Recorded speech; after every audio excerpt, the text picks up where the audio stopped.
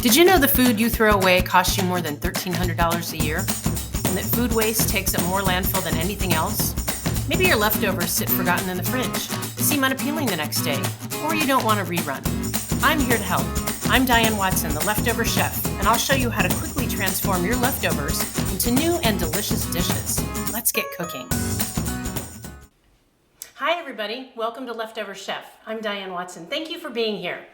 Today we are going to make one of the easiest recipes we've made in this show yet, and that is a delicious barbecue sauce made from leftover orange juice.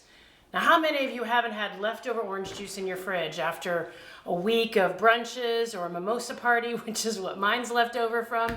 There wasn't any leftover champagne, but I've had leftover OJ for a little bit. Now, you'll notice that OJ, like a lot of foods, has a best by date. That's not necessarily the date it expires. There's a difference between best by and use by.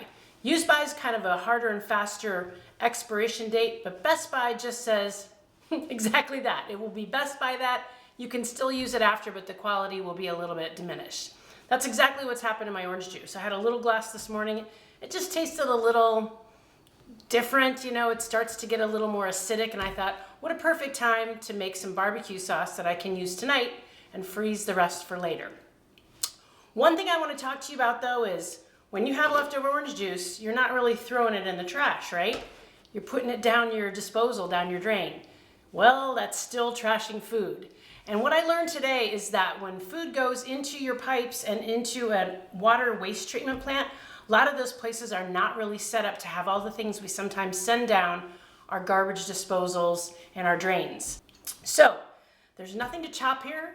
There's nothing to do other than measure, put into a pan, get it stirring and simmering, and then use it. So let's get going. I'm gonna leave the proportions and the measurements on the screen for a little bit since we have more ingredients than usual. And keep in mind, if there's an ingredient you don't like, don't use it. If there's something you like a flavor of a little bit more, use more. You could add some hot sauce to this, for instance, and make it a little bit more your own. So let's get going. This is really more of an assembly type of recipe, but you're gonna love it. It's so delicious. We're gonna start with 1 cup of orange juice.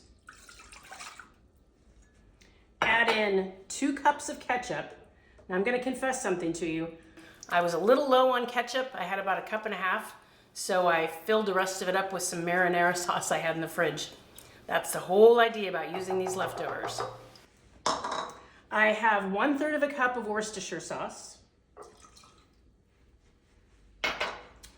I have 1/3 cup of vinegar. I happen to use champagne vinegar because that's what I had in my pantry. Apple cider vinegar would be a really good choice. You could even use plain white distilled vinegar if you like. You just need something to give it a little bit of a tang. And speaking of tang, I have, how much is this? 2 tablespoons of Dijon mustard. I have 1/3 cup of, no, that's 1/2 cup. Yes, 1/2 cup of brown sugar. I happen to like dark brown sugar, but there's really no difference in this sauce. So what I have here is all of my spices in one ramekin. I've just put them in together rather than measure them all out separately. I have 2 teaspoons of garlic powder, 2 teaspoons of onion powder, 1 teaspoon of paprika, 1 teaspoon of salt, 1 teaspoon of pepper. So we'll get this stirring. I want it to come to a simmer. Then I'm gonna turn it down to low, and I'm gonna let that simmer for 20 minutes. You'll see I grabbed a whisk to make the incorporation of the ingredients better. And before it really gets going, I just wanna show you, I'm gonna add a shot of bourbon because it gives it such a nice smoky and tangy flavor. You don't have to do that. I rarely have leftover bourbon, but I scraped a little out of the bottle to go right into this sauce. So let's set the clock and I'll see you in 20 minutes. Welcome back. It's been 25 minutes. We let this simmer at a very low temperature. It smells unbelievable, and I think we're ready to test it out. Do you like that little bourbon trick? Oh my goodness. That is so delicious. The flavors have really come together. It's got a little bit of a heat, but I think if you like more heat, you could add some cayenne pepper. I have a nice pulled pork sandwich. I had some pulled pork in the freezer, got that out, defrosted it, heated it up. I'm gonna top it with some of this barbecue sauce.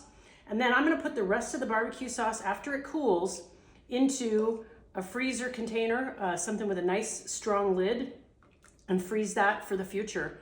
You can also put it in individual portions in Ziploc bags if you like to do that instead. Remember, at Leftover Chef, we're all about trying to reduce food waste in the world. So thank you for joining me on this journey to try to help you save money and save the planet. See you next time on Leftover Chef.